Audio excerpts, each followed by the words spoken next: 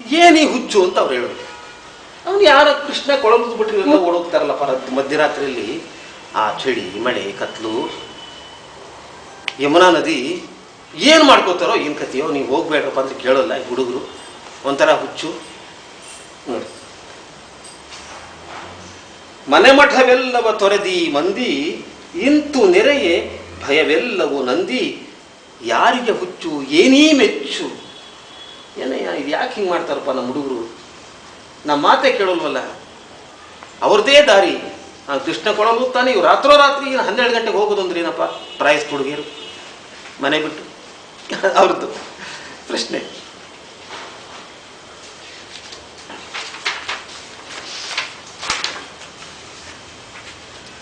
ಆದರೆ ಕೆಲವರು ಮುದುಕರಿದ್ದಾರೆ, ಎಲ್ಲ ಮುದುಕರು ಹೀಗಿಲ್ಲ. ಅವ್ರು ಹೇಗೆ ಅಂದರೆ, ಆಹಾ ಕೃಷ್ಣ ಕೊಳಲೂತಾನಂತಪ್ಪ, ಹೋಗೋಣ ನಡೀರಿ. ಕೊಳಲನ್ನುವುದು ಗೋವಿಂದ ಮುಪ್ಪಿಗಾಗಲ ಆನಂದ, ಮುಪ್ಪಿಗೆ ಆನಂದವಾಗಲಯ್ಯ ಗೋವಿಂದ ಕೊಳಲುವುದು. ಬನ್ನಿರಿ ಬನ್ನಿರಿ ಹಳುವಿಗೆ ನಡೆವ. ಅವರೆಲ್ಲ ಆ ಮುದುಕರು ಹೊರಟ್ಬಿಟ್ಟಿದ್ದಾರೆ ಪಾಪ. ಎಲ್ಲರೂ ಹೋಗೋಣ ಬನ್ನಿರಿ ಯಮುನಾ ನದಿ ತೀರಕ್ಕೆ. ನಾವು ಸನಿಯದೊಳೆ ಕೊಳಲಿಂಪನು ಪಡೆವ.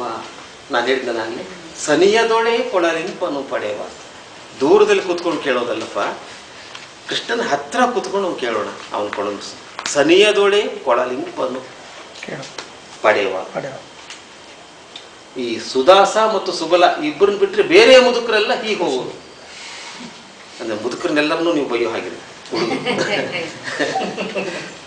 ನಮ್ಮಂತವ್ರು ಇರ್ತೀವಿ ಹುಡುಗರು. ನಾನು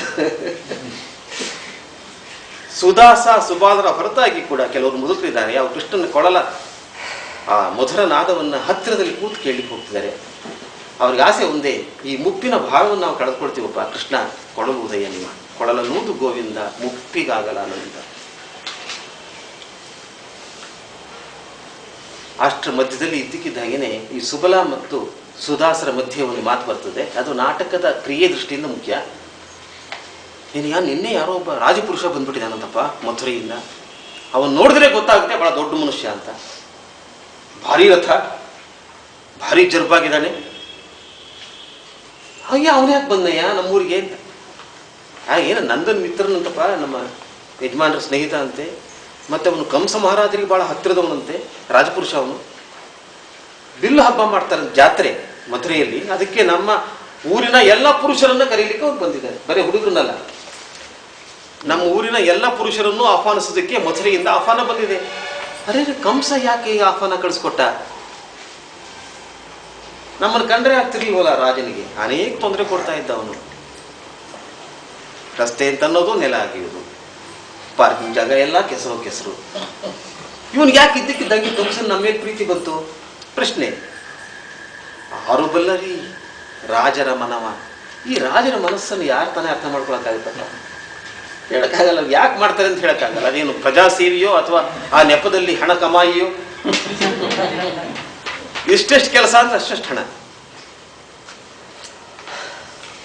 ಈ ಕಂಸ ಯಾಕೆ ನಮ್ಗೆ ಹೇಳಿ ಕಳಿಸ್ತಾನೆ ಉತ್ಸವಕ್ಕೆ? ಗೊತ್ತಾಗ್ತಿದೆ. ಅದನ್ನು ಹೇಳ್ತಾನೆ, ಸುಬಲ ಹೇಳ್ತಾನೆ, ಯೋ ರಾಜನ ಮನಸ್ಸು ಯಾರಿಗೆ ಗೊತ್ತಾಗತ್ತೆಯ? ನಮಗೆಲ್ಲ ಗೊತ್ತಾಗಲ್ಲಪ್ಪ, ನಾವೆಲ್ಲ ಸಾಮಾನ್ಯರು. ಇವ್ರು ಹೀಗೆ ಮಾತಾಡ್ಬೇಕಾದ್ರೇನೆ ಇನ್ನೊಂದು ಆಶ್ಚರ್ಯ ಅಂದ್ರೆ, ಆ ಊರಿಗೆ ನೆನ್ನೆ ಬಂದಿದ್ನಲ್ಲ ರಾಜಪುರುಷ, ಅವನು ನಂದನ ಮನೆಯ ತೂಗು ಮಂಚದಲ್ಲಿ ಮಲಗಿದವ. ಅವನಿಗೂ ಕೊಳಲು ಧ್ವನಿ ಕೇಳಿಸ್ತಾನೆ.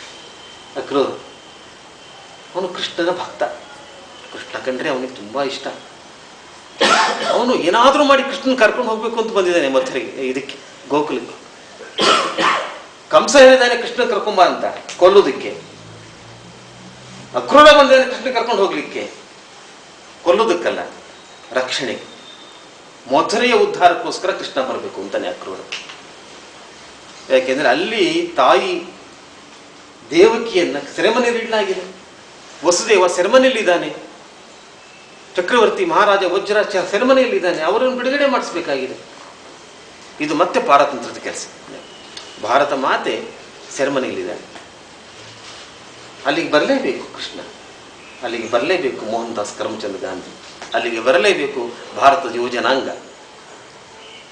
ಹಳ್ಳಿಯಲ್ಲಿ ಸುಖವಾಗಿರ್ಲಿಕ್ಕೆ ಆಗೋಲ್ಲ ಈಗ. ಕಣ್ಮುಚ್ಕೊಂಡು ಬೆಳೆದಿಂಗಳು ಅಂದ್ಕೊಂಡು ಹೆಣ್ಮಕ್ಳ ಕೂತ್ ಕುಣ್ಕೊಂಡು ಕೊಡಲು ಬಾರಿಸ್ಕೊಂಡು ಬೆಂಡೆ ತಿದ್ಕೊಂಡು ಇರ್ಲಿಕ್ಕೆ ಆಗೋಲ್ಲ. ಈ ಕಾಲ ಬದಲಾಗಿದೆ ಈಗ. ಇದು ದೊಡ್ಡ ಆಹ್ವಾನ, ಇದು ಚಾಲೆಂಜ್. ಇದು ನೆನೆ ಸಾಫ್ಟ್ವೇರ್ ಇಂಜಿನಿಯರ್ಸ್ ಎಲ್ಲ ಒಂದು ದೊಡ್ಡ ಮೆರವಣಿಗೆ ಹೋಗ್ಬಿಟ್ರಂತೆ ಅಣ್ಣ ಆಡಳಿತ ಸಮರ್ಥನೀಯ. ನೀವು ಸೇಫ್ಟಿ ಝೋನಲ್ಲಿ ಈಗ ಇರೋಂಗಿಲ್ಲಪ್ಪ, ನೀನು ಬರಲೇಬೇಕಣೆ, ಸಾರ್ವಜನಿಕ ಜೀವಿಗೆ ನೀವು ಬರಲೇಬೇಕು ಅಂತ ಕರೆ ಇದು. ಅದು ಅತ್ಯಂತ ಅದಮ್ಯವಾದ ಮೋಹನ ಕರೆ ಇದು. ಈ ಮೋಹನ ಮುರಳಿಯ ಕರೆಯನ್ನು ಯಾರೂ ತಿರಸ್ಕರಿಸ ಸಾಧ್ಯನೇ ಇಲ್ಲ.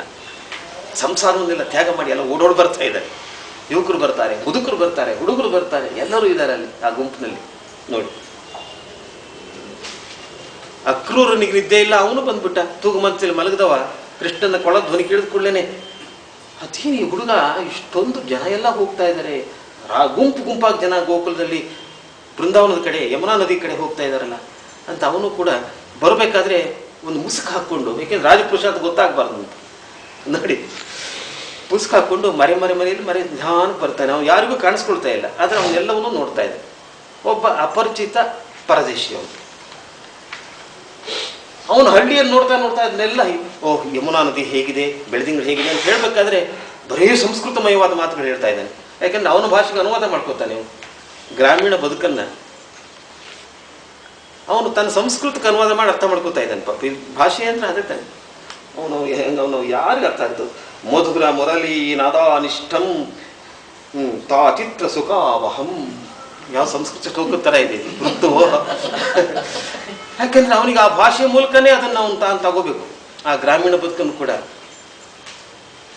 ಹಾಗಾಗಿ ಅವನು ಸಂಸ್ಕೃತೀಕರಣ ಮಾಡ್ಕೊಳ್ತಾ ಎಲ್ಲವನ್ನು ಸಂಸ್ಕೃತ ಭಾಷೆಗೆ ಅನುವಾದಿಸಿಕೊಳ್ತಾ ಅಕ್ರೂರ ಗೋಕುಲವನ್ನು ಒಳಗೊಳ್ಳೋಕೆ ಪ್ರಯತ್ನ ಮಾಡ್ತಾ ಇದ್ದಾನೆ ಪಾಪ. ಅದೇ ಕೃಷ್ಣ ಸಂಸ್ಕೃತ ಸಿಗ್ತಾನ. ಮುಂದೆ ಬರುತ್ತೆ, ಹೇಳ್ತೀನಿ ಅದು ತಮಾಷೆ. ನಂದಗೋಪನ ಮನೆಯ ತೂಗು ಮಂಚದಲ್ಲಿ ಮಲಗಿದಂತಹ ಅಕ್ರೂರ ನಿದ್ದೆಯ ಮೇಲುದವನ್ನ ಹೊದ್ದ ಆತ್ಮ ಹೇಗೆ ನಿದ್ದೆಯನ್ನು ಕಳಚಿಕೊಂಡು ಹೊರಗೆ ಬರುತ್ತೋ ಹಾಗೆ ಹೊರಗೆ ಬಂದಿದ್ದಾನೆ. ನೋಡಿ, ಮತ್ತೆ ನಿದ್ದೆಯ ಪ್ರಸ್ತಾಪ. ಆತ್ಮ ನಿದ್ದೆಯ ಮೇಲುದವನ್ನು ಹೊದ್ದು ಮಲಗಿತ್ತಂತೆ. ಆತ್ಮ ನಿದ್ದೆಯ ಮುಸುಕು ಹಾಕೊಂಡು ಮಲಗಿತ್ತಂತೆ. ಆಗ ಇನಿಯಳು ಬಂದು ಮುಟ್ಟಿ ಬಾ ಎಂದು ಕೂಗಿದಂತಾಯಿತು ಆ ಕೊಳ್ಳ ಧ್ವನಿ ಕೇಳಿದಾಗ. ಬಂದೆನು ಈ ಅಭಿಸಾರ ವಿನಿತು ಲೇಸಾಯಿತು. ಆಹಾ, ಈ ಒಂದು ಭೇಟಿ ಅಭಿಸಾರ ಇದೆಯಲ್ಲ, ಪ್ರೇಮ, ಇದು ಎಂಥ ಲೇಸಾಗೋಯ್ತೆಯ ಕೃಷ್ಣನ್ ನೋಡುವಂಥ ಒಂದು ಕ್ಷಣ. ಅವನಿಗೆ ಆಶ್ಚರ್ಯ ಆಗುತ್ತೆ. ನಾನು ಎಷ್ಟೋ ಕಚೇರಿ ಕೇಳಿದ್ದೀನಿ ನಮ್ಮ ಮಥುರಾ ಸ್ಥಾನದಲ್ಲಿ, ಕಂಸನ ಆ ಸ್ಥಾನದಲ್ಲಿ. ಅವ್ನು ಕಂಸನು ಕಚೇರಿ ಏರ್ಪಾಡು ಮಾಡ್ತಿದ್ದಂತೆ. ಅದು ಅವನೆಷ್ಟು ಕೇಳ್ತಾ ಇದ್ನೋ ಅದು ಬೇರೆ ವಿಷಯ. ಅಲ್ಲಿ ಅತ್ಯಂತ ದೊಡ್ಡ ದೊಡ್ಡ ವಿದ್ವಾಂಸರ ಕಚೇರಿಗಳನ್ನೆಲ್ಲ ಕೇಳಿದ್ದಂತೆ ಇವನು. ಆದರೆ ಈ ಹಳ್ಳಿ ಹುಡುಗ ಬಾರಿಸ್ತಿದ್ದಾನಲ್ಲ, ಈ ಕೊಡಲ ಧ್ವನಿಯ ವಿಚಿತ್ರ ಮಾಯೆ ಅವತ್ತು ಯಾವತ್ತೂ ನನಗಾಗಿರಲಿಲ್ಲ.